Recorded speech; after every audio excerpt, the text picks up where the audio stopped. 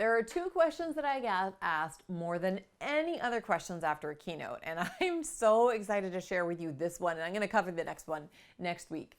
How do I recognize people I don't like? And yes, in this moment, you are thinking of somebody right now. I know it.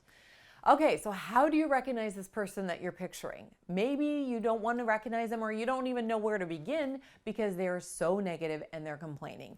They zap all your energy. You see them at your door or your cubicle, or you walk in with them and you think, no, not today. Or perhaps they're just very problem-centric and you're trying to always be optimistic and solution-centric, but they see disaster everywhere you turn and you think, seriously, are we talking about this again? Or maybe, frankly, they're just not happy with where they are, whether it be in their life or in their career, and everybody has to hear about it, and you're like, you got to get your own therapist. Now you do not need to work out your issues at work. So I hear you. It can be very frustrating. But here's the possibility when you lean into this. Number one, you've heard me share before, and it's my co-author and I talked about this in our first book, Forever Recognize Others' Greatness. See, part of greatness, when you recognize greatness, is that you believe that everybody has it. And so a complaint is merely a poorly worded request. So granted, it takes a little bit of digging around sometimes, but when you see somebody as not being negative and blaming them and labeling them, but actually that you see that there is greatness, it's just really well hidden, you're more likely to be able to see it and to dig around for it. Also, you don't get to be problem-centric when you see this person as a problem. So you're able to stay solution-centric. And frankly, it also allows you to feel a greater sense of control over your workplace when you don't let people and their negativity vibe get you down. So I'm going to share with you a number of tools and strategies about how to recognize people even when you are frustrated, even when you frankly do not like them. Some of these things are based on human psychology, and other things are emerging trends that we're seeing from thought leaders around the world. And by the way, if you always want to have these resources, tools, and new insights, I hope that you subscribe to this YouTube channel, because this is where you're going to get it every single week. Okay, so the first strategy I have for you is to ask yourself, what is the story I'm telling myself? Or just fill in the blank. The story I'm telling myself is. This is one of Brené Brown's hacks. As you probably know, if you've been following her work, she's a researcher on shame and vulnerability. And as she says, if you just want somebody to stop talking to you on an airplane or at a dinner party, you tell them you're a shame and vulnerability expert. But actually, if I were sitting beside her in an airplane, I'd want to dig into her psyche. What have you learned in your research? I want to know. Because so many of us are held back by shame and vulnerability. Why? We tell ourselves stories about it. And we need to remember that those are simply stories. And so if this person is negative and complaining, what story are you telling yourself about them? And frankly, how is your story letting yourself off the hook when actually you have something, perhaps is some skin in the game? Maybe you're avoiding them. Maybe you're not helping them in their career. Maybe you're not suggesting things that they're doing very well, and so they're not really feeling very motivated that they fit. What is the story you're telling yourself to just untangle some of the complex emotional and relationship dynamics that can come with a story? Related to that, here's point number 2. You can retrace your story.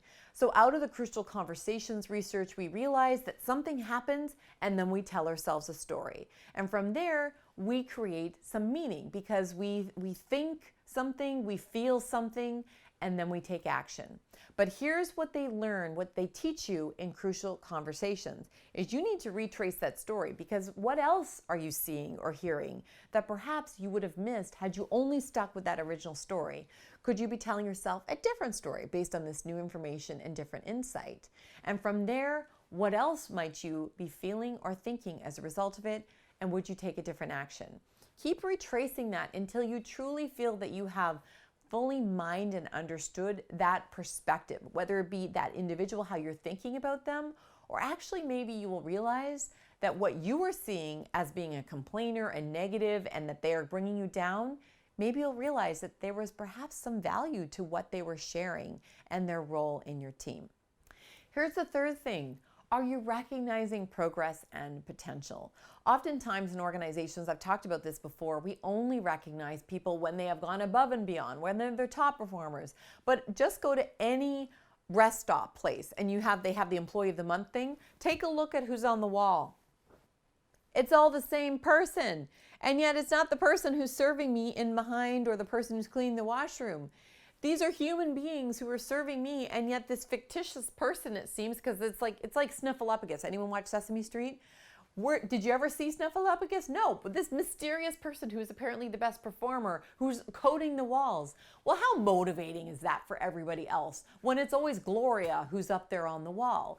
When you can see somebody actually who's negative complaining, but actually that they have greatness and you can acknowledge that, such as the poorly worded request, they're more likely to be able to rise up and to be more like Gloria. So it's not just Gloria on the wall.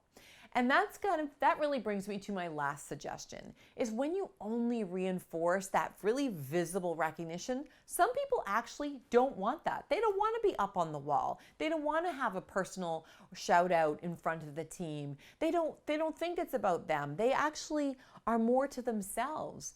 So sometimes when our recognition efforts, they can backfire when they are all about showcasing and holding people up and praising them, and it's about those people who have surpassed a milestone or meet a huge target. Well, what about people who are doing a great job in their job? See, when folks are frustrated that they're not being valued and appreciated the way they find it to be most meaningful, you're going to hear about it. And sometimes it's not in a very solution-oriented, I have a suggestion type of way. It may be through grumbles and complaining. I hope this has given you some good insight about how recognition is true and important to everyone, not just the people who are super positive, the cheerleaders. That's really only 20% of that bell curve of the employees in your organization. We still can recognize that lowest, least satisfied 20% because it doesn't necessarily mean that they're poor performers.